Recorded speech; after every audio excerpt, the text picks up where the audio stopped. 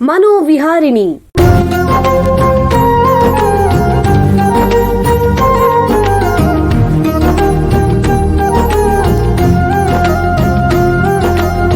ಬೆಂಗಳೂರಿನ ನಿಮ್ಹಾನ್ಸ್ ವತಿಯಿಂದ ಮಾನಸಿಕ ಆರೋಗ್ಯ ಮತ್ತು ನರವಿಜ್ಞಾನ ಕುರಿತ ಪ್ರಾಯೋಜಿತ ಶಿಕ್ಷಣ ಮಾಲಿಕೆ.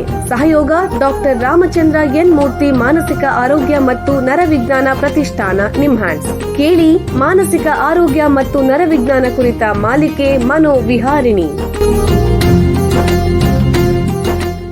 ನಮಸ್ಕಾರ ಶ್ರೋತೃಗಳೇ, ನಿಮಗೆಲ್ಲರಿಗೂ ಮನೋವಿಹಾರಿಣಿ ಶಿಕ್ಷಣ ಮಾಲಿಕೆ ಈ ಸಂಚಿಕೆಗೆ ಆತ್ಮೀಯ ಸ್ವಾಗತ. ಇಂದಿನ 2 ಸಂಚಿಕೆಗಳಲ್ಲಿ ಮನಃಶಾಸ್ತ್ರ ಕ್ಷೇತ್ರದಲ್ಲಿ ಬಳಸುವಂತಹ ಕಾಗ್ನಿಟಿವ್ ಬಿಹೇವಿಯರಲ್ ಥೆರಪಿ ಅಂದರೆ ಅರಿವು ಮತ್ತು ನಡವಳಿಕೆಯ ಚಿಕಿತ್ಸೆ ಬಗ್ಗೆ ತಿಳ್ಕೊಂಡ್ವಿ. ಇಂದಿನಿಂದ 2 ಸಂಚಿಕೆಗಳಲ್ಲಿ ಹೊಸದೊಂದು ವಿಷಯದ ಬಗ್ಗೆ ತಿಳ್ಕೊಳ್ಳೋಣ. ಜನರಲ್ಲಿ ಹಲವು ರೀತಿಯ ಮಾನಸಿಕ ಕಾಯಿಲೆಗಳು ಮತ್ತು ನರಮಂಡಲದ ಅಸ್ವಸ್ಥತೆಗಳು ಕಂಡುಬರುತ್ತವೆ. ಇಂತಹ ಕಾಯಿಲೆಗಳು ಏಕೆ ಸಂಭವಿಸುತ್ತವೆ? ಸಂಶೋಧನೆಗಳ ಪ್ರಕಾರ ಇದು ಕೇವಲ ಒಂದು ಅಂಶದಿಂದ ಮಾತ್ರವಲ್ಲ, ಬದಲಿಗೆ ಹಲವು ಸಂಕೀರ್ಣ ಅಂಶಗಳ ಮಿಶ್ರಣದಿಂದ ಉದ್ಭವಿಸುತ್ತಂತೆ. ಇವುಗಳಲ್ಲಿ ಒತ್ತಡ, ಆಘಾತ ಮತ್ತು ಸಾಮಾಜಿಕ ಸನ್ನಿವೇಶಗಳಂತಹ ಜೀವನದ ಅನುಭವಗಳು ಪ್ರಮುಖ ಪಾತ್ರ ವಹಿಸುತ್ತವೆ. ಹಾಗೇನೆ ದೈಹಿಕ ಆರೋಗ್ಯ ಪರಿಸ್ಥಿತಿಗಳು, ಸೋಂಕುಗಳು ಮತ್ತು ಮಾದಕ ವಸ್ತುಗಳ ಬಳಕೆ ಸಹ ಪ್ರಮುಖ ಪಾತ್ರ ವಹಿಸುತ್ತವೆ. ಅದೇ ರೀತಿ ಮಿದುಳಿನ ರಚನೆ, ಮಿದುಳಲ್ಲಿರುವಂತಹ ರಸಾಯನಶಾಸ್ತ್ರ ಮತ್ತು ನರಕೋಶಗಳು ಸಂವಹನ ನಡೆಸುವ ವಿಧಾನ ಕೂಡ ಪ್ರಮುಖ ಪಾತ್ರ ವಹಿಸುತ್ತವೆ. ಇದಲ್ಲದೆ ಬಹಳ ಮುಖ್ಯವಾಗಿರೋದು, ನಮ್ಮಲ್ಲಿರುವ ಆನುವಂಶಿಕ ಅಂಶಗಳು ನಮ್ಮ ಮಿದುಳಿನ ಬೆಳವಣಿಗೆ ಮತ್ತು ಕಾರ್ಯನಿರ್ವಹಣೆಯಲ್ಲಿ ನಿರ್ಣಾಯಕ ಪಾತ್ರ ವಹಿಸುತ್ತದೆ. ಹಾಗೇನೆ ಆನುವಂಶಿಕತೆಯು ಮೆದುಳು ಅನಾರೋಗ್ಯಕ್ಕೆ ಗುರಿಯಾಗುವುದನ್ನು ಕೂಡ ಹೆಚ್ಚಿಸಬಹುದು ಅಥವಾ ಕಡಿಮೆ ಮಾಡಬಹುದು. ಇದರಿಂದ ಕೆಲವು ವ್ಯಕ್ತಿಗಳು ಇತರರಿಗಿಂತ ಇಂತಹ ಕಾಯಿಲೆಗಳನ್ನು ಅನುಭವಿಸುವುದರಲ್ಲಿ ಹೆಚ್ಚಿನ ಅಪಾಯದಲ್ಲಿದ್ದಾರೆಯೇ ಇಲ್ಲವೇ ಅನ್ನೋದನ್ನು ವಿವರಿಸಕ್ಕೆ ಕೂಡ ಸಹಾಯ ಮಾಡುತ್ತದೆ. ಇದು ಅಂತಹ ರೋಗಿಗಳ ಮತ್ತು ರೋಗಗಳ ರೋಗ ನಿರ್ಣಯ ಮತ್ತು ಚಿಕಿತ್ಸೆಗೂ ಸಹಾಯಕ. ಇಂದಿನ ಸಂಚಿಕೆಯಲ್ಲಿ ಮಿದುಳಿನ ಕಾಯಿಲೆಗಳು ಮತ್ತು ಆನುವಂಶಿಕತೆ ಅನ್ನೋ ವಿಷಯದ ಬಗ್ಗೆ ಚರ್ಚೆ ಮಾಡೋಣ. ಮಾನವ ತಳಿ ಶಾಸ್ತ್ರ ಕ್ಷೇತ್ರದಲ್ಲಿ ಸುಮಾರು 25 ವರ್ಷಗಳಿಂದ ಸಂಶೋಧನೆ ಮಾಡ್ತಾ ಇರುವಂತಹ ನಿಮ್ಹಾನ್ಸ್ನ ಹ್ಯೂಮನ್ ಜೆನೆಟಿಕ್ಸ್ ವಿಭಾಗದ ಮುಖ್ಯಸ್ಥರು ಮತ್ತು ಪ್ರಾಧ್ಯಾಪಕರಾಗಿರುವ ಡಾಕ್ಟರ್ ಜಿ.ಕೆ. ಚೇತನ್ ಅವರು ನಮ್ಮ ಜೊತೆಗಿದ್ದಾರೆ. ಅವ್ರನ್ನ ಸ್ವಾಗತಿಸೋಣ. ನಮಸ್ಕಾರ ಡಾಕ್ಟರ್ ಚೇತನ್ ಅವರೇ. ನಮಸ್ಕಾರ ಸರ್. ನಿಮಗೆ ಈ ಕಾರ್ಯಕ್ರಮಕ್ಕೆ ಸ್ವಾಗತ. ಡಾಕ್ಟರ್ ಚೇತನ್ ಅವರೇ, ನಿಮಗೆ ಮೊದಲನೇ ಪ್ರಶ್ನೆ ಏನು ಅಂತಂದ್ರೆ, ಈ ಜೆನೆಟಿಕ್ಸ್ ಅಥವಾ ತಳಿಶಾಸ್ತ್ರ, ಜೀನ್ಗಳು ಅಥವಾ ವಂಶವಾಹಿಗಳು ಮತ್ತು ಹೆರಿಡಿಟಿ ಅಥವಾ ಆನುವಂಶಿಕತೆ ಅಂತಂದ್ರೇನು, ದಯವಿಟ್ಟು ತಿಳಿಸಿ. ಮಾನವ ತಳಿಶಾಸ್ತ್ರ ಇದು ಸುಮಾರು ವರ್ಷಗಳಿಂದ ಎಲ್ಲರಿಗೂ ಪರಿಚಯವಾದ ವಿಷಯ. ಆದರೆ ಈಗ ಕೋವಿಡ್ ಬಂದ ಮೇಲೆ ಎಲ್ಲರಿಗೂ ಈ PCR ಅಂದ್ರೇನು ಅಥವಾ mRNA ವ್ಯಾಕ್ಸಿನ್ ಅಂದ್ರೇನು, ವೈರಸ್ ಅಂದ್ರೇನು, ಇದೆಲ್ಲ ತಿಳುವಳಿಕೆ ಬಂದ ಮೇಲೆ ಜನರಿಗೆ ಜೆನೆಟಿಕ್ಸ್ ಅನ್ನೋದು ತುಂಬಾ ಹತ್ತಿರವಾಗ್ಬಿಟ್ಟಿದೆ.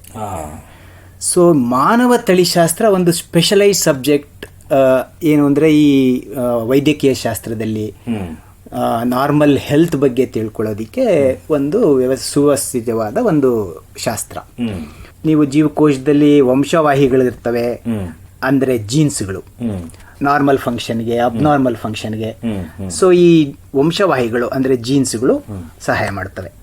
ಸೊ ಒಂದು ಪೀಳಿಗೆಯಿಂದ ಇನ್ನೊಂದು ಪೀಳಿಗೆಗೆ ಹರಿಯೋ ಈ ಜೀನ್ಸ್ ಫಂಕ್ಷನ್ಸು, ಇದ್ರ ಸ್ಟ್ರಕ್ಚರು, ಇದಕ್ಕೆ ನಾವು ಆನುವಂಶಿಕತೆ ಅಥವಾ ಹೆರಿಡಿಟರಿ ಅಂತ ಕರಿತೀವಿ. ಈ ವಂಶವಾಹಿಗಳು ಮಿದುಳಿನ ಬೆಳವಣಿಗೆ ಮತ್ತು ಕಾರ್ಯದ ಮೇಲೆ ಹೇಗೆ ಪ್ರಭಾವ ಬೀರುತ್ತವೆ?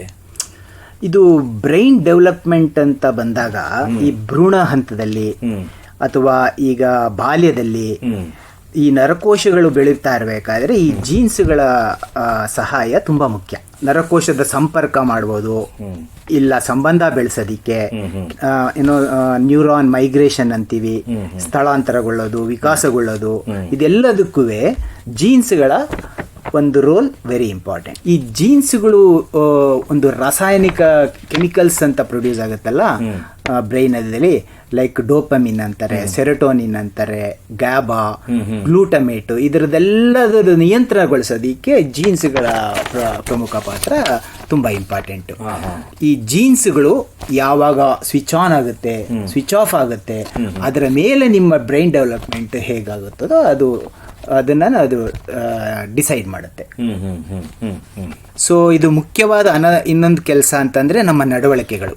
ಉದಾಹರಣೆಗೆ ಮನಸ್ಥಿತಿ, ನಾವು ಗಮನ ಹರಿಸೋದು, ಹಠಾತ್ ನಿರ್ಧಾರದ ನಿಯಂತ್ರಣ ಅಂದ್ರೆ ಮೂಡ್ ಡಿಸಾರ್ಡರ್ಸು, ಇಂಪಲ್ಸ್ ಕಂಟ್ರೋಲು, ಆಮೇಲೆ ಈ ಸ್ಟ್ರೆಸ್ ಅಲ್ಲಿ ಹೇಗೆ ನಾವು ರೆಸ್ಪಾನ್ಸ್ ಮಾಡ್ತೀವಿ. ಸೊ ಈ ಜೀನ್ಸ್ ಜೊತೆಗೆ ಈ ಹಾರ್ಮೋನ್ಸ್ ಅಂತ ಇರ್ತಾವಲ್ಲ, ಅವು ಎರಡು ಸೇರಿ ಇಂಟರ್ಪ್ಲೇ ಮಾಡಿ ನಮಗೆ ಒತ್ತಡದ ಪ್ರತಿಕ್ರಿಯೆಗಳು ಇದ್ರೆ ಮಾನವನ ನಡವಳಿಕೆಗಳಿಗೆ ಈ ಜೀನ್ಸ್ಗಳ ಪಾತ್ರಗಳು ಇಂಪಾರ್ಟೆಂಟ್. ಈಗ ನಮ್ಮಲ್ಲಿ ಕಂಡು ಬರುವಂತಹ ಸಾಮಾನ್ಯವಾದ ಮೆದುಳಿನ ಕಾಯಿಲೆಗಳು, ಉದಾಹರಣೆಗೆ ಅಲ್ಝೈಮರ್ ಕಾಯಿಲೆ, ಪಾರ್ಕಿನ್ಸನ್ ಕಾಯಿಲೆ ಅಥವಾ ಸ್ಕಿಜೋಫ್ರಿನಿಯಾ ಅಂತ ಹೇಳ್ತೀವಿ, ಇಂತಹ ಕಾಯಿಲೆಗಳಿಗೆ ಈ ಆನುವಂಶಿಕ ಅಂಶಗಳು ಯಾವ ರೀತಿ ಪ್ರಭಾವ ಬೀರುತ್ತೆ ದಯವಿಟ್ಟು ತಿಳಿಸಿ. ಫಾರ್ ಎಕ್ಸಾಂಪಲ್ ಆಲ್ಝೈಮರ್ಸ್ ತಗೊಂಡ್ರೆ ಮುಪ್ಪಲ್ಲಿ ಬರುತ್ತಾ ಅಥವಾ ಒಂದು 10 ವರ್ಷ ಬೇಗ ಬರುತ್ತಾ, ಇದೆಲ್ಲದೂ ಯಾವುದು ಬೇಗ ಬರುತ್ತೆ, ಅದರದ್ದು ಸಿವಿಯರಿಟಿ ಏನಿರುತ್ತೆ, ಅದಕ್ಕೆಲ್ಲ ಈ ಜೀನ್ಸ್ ಮತ್ತೆ ಎನ್ವಿರಾನ್ಮೆಂಟಲ್ ಫ್ಯಾಕ್ಟರ್ಸ್ ಕಾಂಟ್ರಿಬ್ಯೂಟ್. ಅಂದ್ರೆ ವಂಶವಾಹಿಗಳು ಮತ್ತು ಪರಿಸರದ ಅಂಶಗಳಿಂದ ನಿರ್ಧಾರ ಆಗತ್ತೆ. ಜೀವನ ಶೈಲಿಗಳು. ಈ ಪಾರ್ಕಿನ್ಸನ್ ಅನ್ನೋದು ಯೂಶುವಲಿ ಸ್ಪೊರಾಡಿಕ್ ಅಂತ ಅಂತೀವಿ, ಅಂದ್ರೆ ನಾರ್ಮಲ್ ನ್ಯಾಚುರಲ್ ಆಗಿ ಬರೋಂಥದ್ದು. ಕೆಲವು ಜೀನ್ಸ್ ಇದ್ರೆ ಫ್ಯಾಮಿಲಿಲಿ ರನ್ ಆಗ್ತಾ ಇರುತ್ತೆ ಈ ಜೀನ್ಸ್ಗಳು, ಅದಿದ್ರೆ ನಿಮಗೆ ಬರೋ ಪಾರ್ಕಿನ್ಸನ್ ರೋಗ ಬರೋ ಚಾನ್ಸಸ್ ಹೈ ಇರುತ್ತೆ. ಆಮೇಲೆ ಸ್ಕಿಜೋಫ್ರೀನಿಯಾ ಅನ್ನೋದು ತುಂಬಾ ಕಾಂಪ್ಲೆಕ್ಸ್ ಡಿಸೀಸು, ಹಾಗೆ ಅನೇಕ ಜೀನ್ಸ್ಗಳು ಇದಕ್ಕೆ ಕಾಂಟ್ರಿಬ್ಯೂಟ್ ಮಾಡ್ತವೆ. ಆಮೇಲೆ ನಿಮಗೆ ಫ್ಯಾಮಿಲಿ ಹಿಸ್ಟ್ರಿ ಹೈ ಇದ್ರೆ, ಈಗ ತಂದೆ ತಾಯಿ ಅಣ್ಣ ತಮ್ಮಂದ್ರು ಯಾರಾದ್ರೂ ಅಫೆಕ್ಟ್ ಆಗಿದ್ರೆ ನಿಮಗೆ ಬರೋ ರಿಸ್ಕು ಹೈ ಇರುತ್ತದೆ. ಅಂದ್ರೆ ಜೀನ್ಸ್ ಇನ್ಫ್ಲೂಯೆನ್ಸು ಸ್ಕಿಜೋಫ್ರೀನಿಯಾದಲ್ಲಿ ಹೆಚ್ಚಿರುತ್ತದೆ. ಈಗ ಒಂದು ಸಣ್ಣ ವಿರಾಮ ತಗೋಣ, ನಂತರ ಮೆದುಳಿನ ಕಾಯಿಲೆಗಳು ಮತ್ತು ಆನುವಂಶಿಕತೆ ಹಾಗೇನೆ ತಳಿಶಾಸ್ತ್ರದ ಬಗ್ಗೆ ಹೆಚ್ಚಿನ ಚರ್ಚೆನ ಮುಂದುವರಿಸೋಣ. ಬೆಂಗಳೂರಿನ ನಿಮ್ಹಾನ್ಸ್ ಮಾನಸಿಕ ಆರೋಗ್ಯ ಮತ್ತು ನರವಿಜ್ಞಾನ ಕ್ಷೇತ್ರದಲ್ಲಿ ಹೆಸರುವಾಸಿ. ಶ್ರೇಷ್ಠ ಮಟ್ಟದ ಔಷಧೋಪಚಾರ, ಸಂಶೋಧನೆ ಮತ್ತು ತರಬೇತಿ ಇವೇ ನಿಮ್ಹಾನ್ಸ್ನ ಪ್ರಮುಖ ಧ್ಯೇಯಗಳು. ದೇಶದ ವಿವಿಧ ಭಾಗಗಳಿಂದ ಬರುವ ಲಕ್ಷಾಂತರ ಜನರಿಗೆ ಚಿಕಿತ್ಸೆ ನೀಡುವ ನಿಮ್ಹಾನ್ಸ್ಗೆ ರಾಷ್ಟ್ರೀಯ ಪ್ರಾಮುಖ್ಯತಾ ಸಂಸ್ಥೆ ಎಂಬ ಗೌರವ.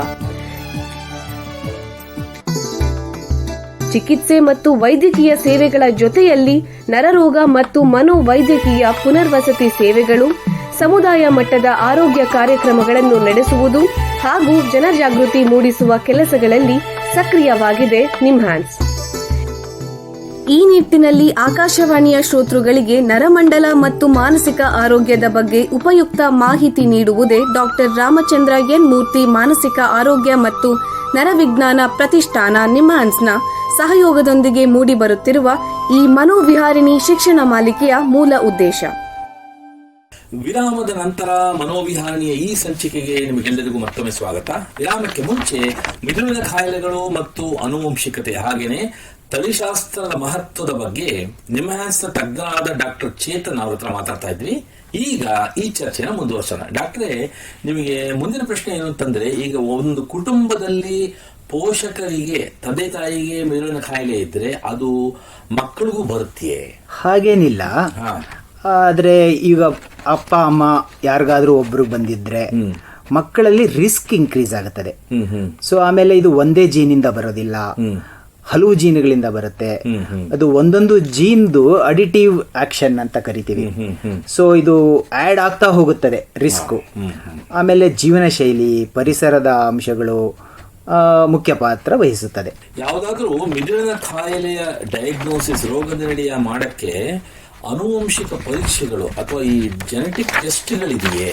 ದಯವಿಟ್ಟು ತಿಳಿಸಿ. ಟೆಕ್ನಾಲಜಿ ಇಂಪ್ರೂವ್ ಆಗ್ತಾ ಇದೆ. ಈಗ ಎಲ್ಲ ಡಾಕ್ಟರ್ಸ್ಗೂ ಜೆನೆಟಿಕ್ ಟೆಸ್ಟ್ಗಳು, ಯಾವ ರೋಗಕ್ಕೆ ಯಾವ ಜೆನೆಟಿಕ್ ಟೆಸ್ಟ್ ಬರೀಬೇಕು ಅಂತ ಇದೆ. ಹಲವಾರು ಟೆಸ್ಟ್ಗಳಿದ್ದಾವೆ.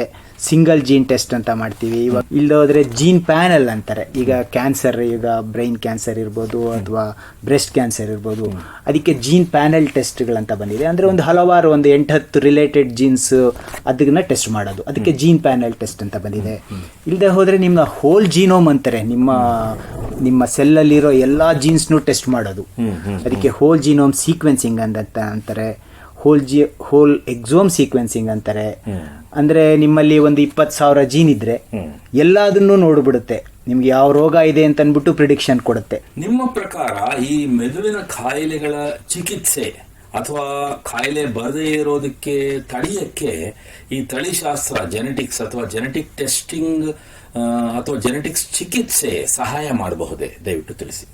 ಈ ಜೆನೆಟಿಕ್ ಟೆಸ್ಟಿಂಗ್ ಅನ್ನೋದು ಇನ್ನೂ ನಿಮಗೆ ಟ್ರೀಟ್ಮೆಂಟ್ಗೆ ಡೈರೆಕ್ಟಾಗಿ ಎಫೆಕ್ಟ್ ಆಗೋಂಥದ್ದು ಬಹಳ ಕಮ್ಮಿ. ಯಾಕೆಂದರೆ ಈ ಎಲ್ಲ ಇವಾಗ ನಡೀತಾ ಇರೋ ಎಲ್ಲ ರಿಸರ್ಚ್ ಸ್ಟೇಜಲ್ಲಿದೆ. ಆಮೇಲೆ ಅದರ ಮ್ಯಾನೇಜ್ಮೆಂಟ್ ಮಾಡೋದಕ್ಕೆ ಕೆಲವು ಜೆನೆಟಿಕ್ ಟೆಸ್ಟ್ಗಳು ಹೆಲ್ಪ್ ಆಗುತ್ತೆ. ಆನುವಂಶಿಕತೆ, ವಂಶವಾಹಿಗಳು ಮತ್ತು ಮಿದುಳಿನ ಕಾಯಿಲೆ ಅಂದ ಕೂಡಲೇ ಜನರಲ್ಲಿ ಹಲವು ರೀತಿಯ ತಪ್ಪು ಕಲ್ಪನೆಗಳು ಇರುತ್ತೆ. ನಾನೊಂದು 2-3 ಹೇಳ್ತೀನಿ. ನಿಮ್ಮ ಪ್ರಕಾರ ಸರಿನೋ ತಪ್ಪು ಅಂತ ದಯವಿಟ್ಟು ತಿಳಿಸಿ. ಹೇಳಿ. ನನ್ನ ಕುಟುಂಬದಲ್ಲಿ ನಮ್ಮ ತಂದೆ ತಾಯಿಗೆ ಯಾವುದಾದ್ರೂ ಕಾಯಿಲೆ ಇದ್ರೆ, ಮಿದುಳಿನ ಕಾಯಿಲೆ ಇದ್ರೆ ನನಗೆ ಖಂಡಿತ ಬರುತ್ತೆ ಅಂತ ಹೇಳ್ತಾರೆ. ಇದು ಸರಿನೇ ತಪ್ಪೆ? ಈಗ ನಾವು ನ್ಯೂರೋಲಾಜಿಕಲ್ ಡಿಸೀಸ್ ಬಗ್ಗೆ ಮಾತಾಡ್ತಾ ಇದ್ದೀವಿ. ಸೊ ಖಂಡಿತವಾಗಿ ಬರುತ್ತೆ ಅಂತ ಹೇಳೋದಕ್ಕೆ ಸಾಧ್ಯವಿಲ್ಲ. ಒಂದು ನಿರ್ದಿಷ್ಟ ಮಿದುಳಿನ ಕಾಯಿಲೆಗೆ ಒಂದೇ ಜೀನ್ ಕಾರಣ ಅಂತ ಅನ್ಕೋತಾರೆ. ಇದು ನಿಜವೇ? ಈಗ ನಾವು ಮಾತಾಡ್ತಾರೋ ಬ್ರೈನ್ ಡಿಸೀಸಸ್ ಬಗ್ಗೆ ಮಾತಾಡ್ತಾ ಇದೀವಿ. ಅದು ಪಾಲಿಜೀನಿಕ್, ಅಂದ್ರೆ ಹಲವಾರು ಜೀನ್ಗಳು ಇದಿರುತ್ತೆ. ಸೊ ಇದು ತಪ್ಪಿದು. ಆಕ್ಚುಲಿ ಒಂದೇ ಜೀನು ಕಾರಣ ಅಲ್ಲ. ಜೆನೆಟಿಕ್ ಟೆಸ್ಟಿಂಗ್ ಮಾಡಿದ್ರೆ ಭವಿಷ್ಯದಲ್ಲಿ ವ್ಯಕ್ತಿಗೆ ಯಾವಾಗ ಕಾಯಿಲೆ ಬರ್ಬೋದು, ಆ ತೀವ್ರತೆ ಎಷ್ಟಾಗತ್ತೆ, ಯಾವಾಗ ಉಲ್ಬಣ ಆಗತ್ತೆ, ಇದನ್ನ ಕಂಡುಹಿಡಿಯಕ್ಕೆ ಸಾಧ್ಯವೇ? ಅದು ಕಂಡುಹಿಡಿಯಕ್ಕೆ ಸಾಧ್ಯ ಇಲ್ಲ, ಬಟ್ ರಿಸ್ಕ್ ಅಸೆಸ್ಮೆಂಟ್ ಮಾಡ್ಬೋದು. ಯಾರಾದ್ರೂ ಒಬ್ಬ ವ್ಯಕ್ತಿ ಜೆನೆಟಿಕ್ ಟೆಸ್ಟಿಂಗ್ ಮಾಡಿಬಿಟ್ಟು ಅದು ನೆಗೆಟಿವ್ ಬಂತು, ಹಾಗಾದ್ರೆ ಆ ವ್ಯಕ್ತಿ ಸಂಪೂರ್ಣವಾಗಿ ಸೇಫ್, ಸುರಕ್ಷಿತವಾಗಿರ್ತಾರೆಯೇ ಅಥವಾ ಅವರಿಗೆ ಕಾಯಿಲೆ ಬರುತ್ತೆಯೇ? ಹಾಗೂ ಹೇಳಕ್ಕಾಗೋದಿಲ್ಲ. ಯಾಕೆಂದ್ರೆ ಇದು ಒಂದೇ ಜೀನ್ ಅದಕ್ಕೆ ರೀಸನ್ ಇಲ್ಲದೆ ಇರೋದ್ರಿಂದ ನಾವು ಕಂಡುಹಿಡಿದೇ ಇರೋ ಹಲವಾರು ಜೀನ್ಸ್ಗಳಿರುತ್ತೆ, ಹಲವಾರು ರೀಸನ್ಸ್ ಇಂದ ಬರ್ಬೋದು. ಸೊ ಇದು ಆಕ್ಚುಲಿ ಆ ಮಿತ್ತು ತಪ್ಪದು. ಈಗ ಒಂದು ಸಾರಿ ಜೆನೆಟಿಕ್ ಕಾಯಿಲೆ ಅಂತ ಅಂದ್ಬಿಟ್ರೆ ನಾವೇನು ಮಾಡಕ್ ಸಾಧ್ಯ ಇಲ್ಲ ಅನ್ಕೋತಾರೆ. ಇದು ಸರಿನೇ ತಪ್ಪೆ? ಹಾಗೆ ಹೇಳೋದಕ್ಕೂ ಆಗೋದಿಲ್ಲ. ಕೆಲವು ಜೆನೆಟಿಕ್ ಬರ್ದೇನೆ ಇರ್ಬೋದು, ಅವರಿಗೆ ಪಾಸಿಟಿವ್ ಇದ್ರು ಅವರು ನಾರ್ಮಲ್ ಆಗಿರ್ಬೋದು. ಅದಕ್ಕೆ ಪೆನಿಟ್ರೆನ್ಸ್ ಅಂತ ಅಂತಾರೆ. ಬಂದ್ರೆ ನೀವು ಸೇಫು ಅಂತಾನು ಹೇಳಕ್ಕಾಗಲ್ಲ, ಇದು ಬಂದೇ ಬರುತ್ತೆ ಅಂತಾನು ಹೇಳೋದಕ್ಕಾಗಲ್ಲ. ಎಲ್ಲ ಮಿದುಳಿನ ಕಾಯಿಲೆಗಳು ಕೇವಲ ಆನುವಂಶಿಕ ಅಥವಾ ಜೆನೆಟಿಕ್ಸ್ ಜೀನ್ಸ್ ಇಂದ, ವಂಶವಾಹಿಗಳಿಂದ ಬರುವಂತಹದ್ದು. ಇದು ಸರಿನೇ ತಪ್ಪೆ? ಅದು ತಪ್ಪೆ. ಹಲವಾರು ರೀಸನ್ಸ್ ಇರುತ್ತೆ. ಲೈಕ್ ಸ್ಟ್ರೆಸ್ ಇರ್ಬೋದು, ಇನ್ಫೆಕ್ಷನ್ ಇರ್ಬೋದು, ಇಲ್ಲ ಟಾಕ್ಸಿನ್ಸ್ ಇರ್ಬೋದು, ನೀವು ಆಹಾರ ಸೇವಿಸೋದು, ಲೈಫ್ ಸ್ಟೈಲ್ಗಳು, ನಿಮ್ಮ ನರನಾಳಿಯ ಆರೋಗ್ಯ, ಅಭ್ಯಾಸಗಳು. ಸೊ ಎಲ್ಲದೂ ಕಾಂಟ್ರಿಬ್ಯೂಟ್ ಮಾಡ್ತಾ ಇರೋದ್ರಿಂದ ಇದು ಇಟ್ಸ್ ನಾಟ್ ಓನ್ಲಿ ಜೆನೆಟಿಕ್. ಆನುವಂಶಿಕ ಕಾಯಿಲೆಗಳು, ಜೆನೆಟಿಕ್ ಅಸ್ವಸ್ಥತೆಗಳು ವ್ಯಕ್ತಿಯ ಜೀವನದ ಮೊದಲ ಹಂತದಲ್ಲಿ ಮಾತ್ರ ಬರುತ್ತೆ ಅಂತಾರೆ. ಇದು ನಿಜವೇ? ಕೆಲವು ರೋಗಗಳು ಮೊದಲು ಬರುತ್ತೆ. ಯಾಕೆಂದರೆ majority of neurological diseases R progressive diseases, ವಯಸ್ಸಾದ ಮೇಲೆ ಬರೋದು. ಒಂದು ಕುಟುಂಬದಲ್ಲಿ ಯಾವುದಾದ್ರೂ ಒಂದು ಕಾಯಿಲೆ ಇದ್ರೆ ಆ ಕುಟುಂಬದಲ್ಲಿರುವಂತಹ ಎಲ್ಲ ಸದಸ್ಯರಿಗೂ ಆ ಕಾಯಿಲೆ ಬರುವ ಅಪಾಯದ ಮಟ್ಟ ಒಂದೇ ರೀತಿ ಇರುತ್ತೆ ಅಂತ ಹೇಳ್ತಾರೆ. ಇದು ಸರಿನೇ? ಇಲ್ಲ, ನಾನೀಗ ಎಕ್ಸ್ಪ್ಲೇನ್ ಮಾಡ್ದಂಗೆ ರಿಸ್ಕ್ ಅಸೆಸ್ಮೆಂಟ್ ಅಂತ ಮಾಡ್ತೀವಲ್ಲ, ಅದು ನೋಡಿ ಈ ಅಪಾಯ ಎಷ್ಟು ಬರುತ್ತೆ, ಬರಬಹುದು, ನೀವು 2ನೇ ಮಕ್ಕಳು ಮಾಡ್ಕೋಬೇಕಾ ಅಂತ ಹೇಳ್ತೀವಿ ನಾವು. ಯಾವಾಗಲೂ ಮಿದುಳಿನ ಕಾಯಿಲೆಯಲ್ಲಿ ಜೆನೆಟಿಕ್ ಟೆಸ್ಟಿಂಗ್ ಬೇಕಾಗತ್ತೆ ಅಂತ ಹೇಳ್ತಾರೆ. ಇದು ನಿಜಾನೇ? ಎಲ್ಲದಕ್ಕೂ ಬೇಕಾಗೋದಿಲ್ಲ. ಈಗ ಏನಾದ್ರೂ ನಿಮ್ಗೆ ಅನ್ಯೂಶುವಲ್ ಸಿಂಪ್ಟಮ್ಸ್ ಇದ್ರೆ, ಅಥವಾ ನಿಮ್ಗೆ ಬರೋದಕ್ಕಿಂತ ಮುಂಚೆ ಬಂದ್ರೆ, ಇಲ್ಲದೆ ಹೋದ್ರೆ ನಿಮ್ಗೆ ಸ್ಟ್ರಾಂಗ್ ಫ್ಯಾಮಿಲಿ ಹಿಸ್ಟ್ರಿ ಇದ್ರೆ, ಅಥವಾ ಯಾವ್ದಾದ್ರು ಸ್ಪೆಸಿಫಿಕ್ ಟ್ರೀಟ್ಮೆಂಟ್ ಇದ್ರೆ, ಸೊ ಆ ಥರ ಏನಾದ್ರು ಇದ್ರೆ ಮಾತ್ರ ಜೆನೆಟಿಕ್ ಟೆಸ್ಟ್ಗಳು ಅವಶ್ಯಕತೆ. ಬಹಳ ಉಪಯುಕ್ತ ಮಾಹಿತಿ ನೀಡಿದಿರಾ. ನೋಡಿ, ನಿಮ್ಮ ಹತ್ರ ಮಾತಾಡ್ತಾ ಕಾಲ ಕಳೆದಿದ್ದೇ ಗೊತ್ತಾಗಲಿಲ್ಲ. ಇಲ್ಲಿಗೆ ಈ ಸಂಚಿಕೆ ಮುಗಿಸುವಂತ ಸಮಯ ಆಗ್ತಿದೆ. ಡಾಕ್ಟರ್ ಚೇತನ್ ಅವರೇ, ಎಲ್ಲ ಕೇಳುಗರಿಗೆ ಮಿದುಳಿನ ಕಾಯಿಲೆಗಳು ಮತ್ತು ಆನುವಂಶಿಕತೆ ಹಾಗೇನೆ ತಳಿಶಾಸ್ತ್ರದ ಬಗ್ಗೆ ಉಪಯುಕ್ತ ಮಾಹಿತಿ ನೀಡಿದಿರಾ. ನಿಮಗೆ ಎಲ್ಲರ ಪರವಾಗಿ ಧನ್ಯವಾದಗಳು. ಶ್ರೋತೃಗಳಿಗೆ ಮಾನಸಿಕ ಆರೋಗ್ಯ ಮತ್ತು ನರವಿಜ್ಞಾನದ ಬಗ್ಗೆ, ಅದರಲ್ಲೂ ಮಿದುಳಿನ ಕಾಯಿಲೆಗಳು ಮತ್ತು ಆನುವಂಶಿಕತೆಯ ಬಗ್ಗೆ ಇನ್ನೂ ಹೆಚ್ಚಿನ ಮಾಹಿತಿಯೊಂದಿಗೆ ಮನೋವಿಹಾರಣೆ ಮುಂದಿನ ಸಂಚಿಕೆಯಲ್ಲಿ ಭೇಟಿಯಾಗೋಣ. ನಮಸ್ಕಾರ. ನಮಸ್ಕಾರ. ಇಲ್ಲಿಯವರೆಗೆ ಬೆಂಗಳೂರಿನ ನಿಮ್ಹಾನ್ಸ್ ವತಿಯಿಂದ ಮಾನಸಿಕ ಆರೋಗ್ಯ ಮತ್ತು ನರವಿಜ್ಞಾನ ಕುರಿತ ಪ್ರಾಯೋಜಿತ ಶಿಕ್ಷಣ ಮಾಲಿಕೆ ಮನೋವಿಹಾರಿಣಿ ಕೇಳಿದಿರಿ. ಸಹಯೋಗ ಡಾಕ್ಟರ್ ರಾಮಚಂದ್ರ ಎನ್ ಮೂರ್ತಿ, ಮಾನಸಿಕ ಆರೋಗ್ಯ ಮತ್ತು ನರವಿಜ್ಞಾನ ಪ್ರತಿಷ್ಠಾನ, ನಿಮ್ಹಾನ್ಸ್. ನೆರವು ಡಾಕ್ಟರ್ KS ಮೀನಾ, ನಿಮ್ಹಾನ್ಸ್. ಮಾನಸಿಕ ಆರೋಗ್ಯ ಶಿಕ್ಷಣ ವಿಭಾಗ, ನಿಮ್ಹಾನ್ಸ್. ಹಾಗೂ ನಿವೇದಿತಾ BS, ನಿಮ್ಹಾನ್ಸ್. ಸಂಗೀತ ಸಂಯೋಜನೆ ಕೆ ಕಲ್ಯಾಣ್.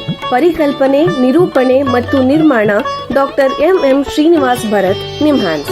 ನಿಮ್ಮ ಸಂದೇಶಗಳನ್ನು ಕಳಿಸಬೇಕಾದ ದೂರವಾಣಿ ಸಂಖ್ಯೆ 7899105524 7899105524.